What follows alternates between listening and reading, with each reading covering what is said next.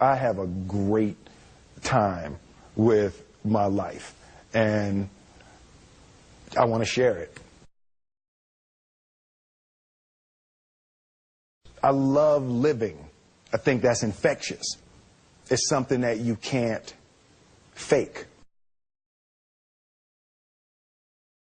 Greatness is not this wonderful, esoteric, elusive, God-like feature that only the special among us will ever taste. You know, it's something that truly exists in all of us. It's very simple. This is what I believe, and I'm willing to die for it. Yeah. Period. It's that simple. I know who I am, and I know what I believe. I know who I am, I know what I believe. That's all I need to know. And that's all I need to know. So from there, you do what you need to do. Yeah. You know, and I think what happens is we make the situation more complex than it has to be. Because we're looking for complexity. There's got to be Absolutely. something complex to understand. It Greatness. can't be that easy. You know. We didn't grow up with the sense that where we were was where we were going to be. You know, we grew up with the sense that where we were almost didn't matter because we were becoming right. Something greater. The separation of talent and skill is one of the greatest misunderstood concepts for people who are trying to excel, who have dreams, that want to do things. Talent you have naturally. Skill is only developed by hours and hours and hours of beating on your craft. I've never really viewed myself as particularly talented. Where I excel is ridiculous, sickening work ethic. You know, while the other guy's sleeping, I'm working. While the other guy's eating, I'm working. There's no easy way around it. No matter how talented you are, your talent is going to fail you if you're not skilled. You know, if you don't study, if you don't work really hard and dedicate yourself to being better every single day, you'll never be able to communicate with people, with your artistry, the way that you want. So the only thing that I see that is distinctly different about me is I'm not afraid to die on a treadmill. You might have more talent than me, you might be smarter than me, but if we get on the treadmill together, right, there's two things. You're getting off first, or I'm going to die. It's really that simple. One summer, his dad tore down a brick wall on the front of his business and told 12-year-old Will and his 9-year-old brother to rebuild it, a job they said was impossible. It took them 1.5 years, but they did it. And he said, now don't you ever tell me it's something that you can't do. You don't try to build a wall. You don't set out to build a wall. You don't say, I'm going to build the biggest, baddest, greatest wall that's ever been built. You don't start there. You say, I'm going to lay this brick as perfectly as a brick can be laid.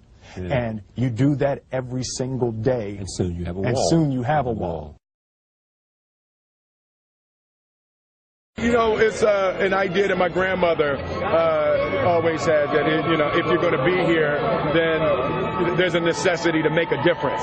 She always instilled the responsibility, the spiritual responsibility that you have to make every group you come in contact with better. I want to do good. Yeah. I want the world to be better because I was here. I want my life, I want my work, my family, I want it to mean something. And it's like, it has, if you are not making someone else's life better, then you're wasting your time.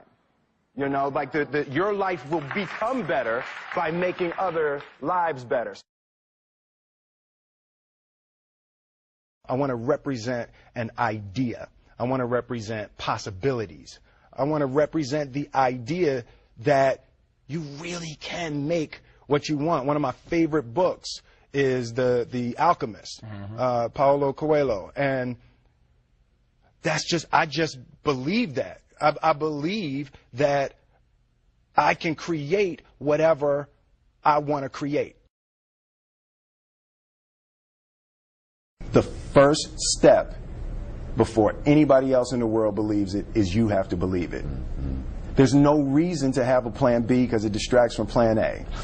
I think that there's a certain delusional quality that all successful people have to have. You have to believe that something different than what has happened for the last 50 million years of history. You have to believe that something different can happen. Confucius said, he who says he can and he who says he can't are both usually right. Being realistic is the most commonly traveled road to mediocrity. Why would you be realistic? What's the point of being realistic? Just put up a barrier. Yeah, I'm going to do it. It's done. It's already done. The second I decide it's done, it's already done. Now we just got to wait for y'all to see. It's unrealistic to walk in a room and flip a switch and lights come on. That's unrealistic. Fortunately, Edison didn't think so. It's unrealistic to think you're going to bend a piece of metal and fly people over an ocean in that metal. That's unrealistic. But fortunately, the Wright brothers and others didn't believe that, and it just seems like such a ridiculous idea to me to embrace the idea that it's not going to happen and that's not real for that to happen. As soon as you say it, now you just made that real. Our thoughts, our feelings, our dreams, our ideas are physical in the universe. That if we dream something, if we picture something, if we commit ourselves to it, that is a physical thrust towards realization that we can put into the universe. That the universe is not a thing that's going to push us around. That the world and people and situations are not something that are going to push us around. That we are going to bend the universe and command and demand that the universe become what we want it to be. I study the patterns of the universe. There's a redemptive power that making a choice has, you know, rather than feeling like you're at effect to all the things that are happening. Make a choice, right? You just decide what it's going to be, who you're going to be, how you're going to do it. Just decide. And then from that point, the universe is going to get out your way. It's like it's water. It wants to move and go around stuff, you know. You know, there's a flow of the universe that I've grown to know just how to go with it.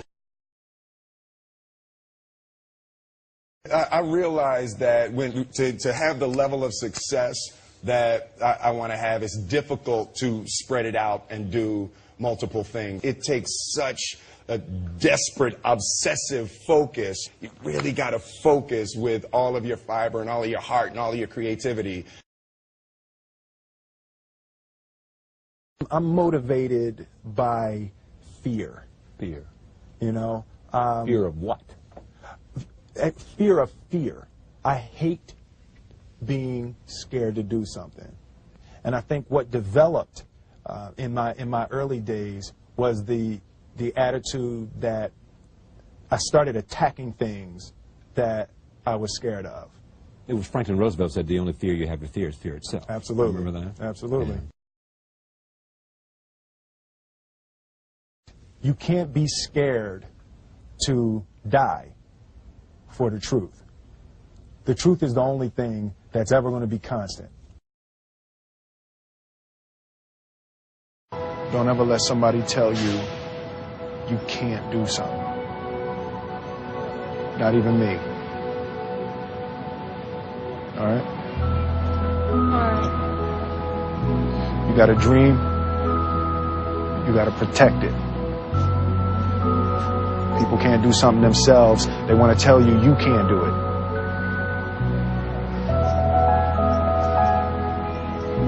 You want something, go get it. Period.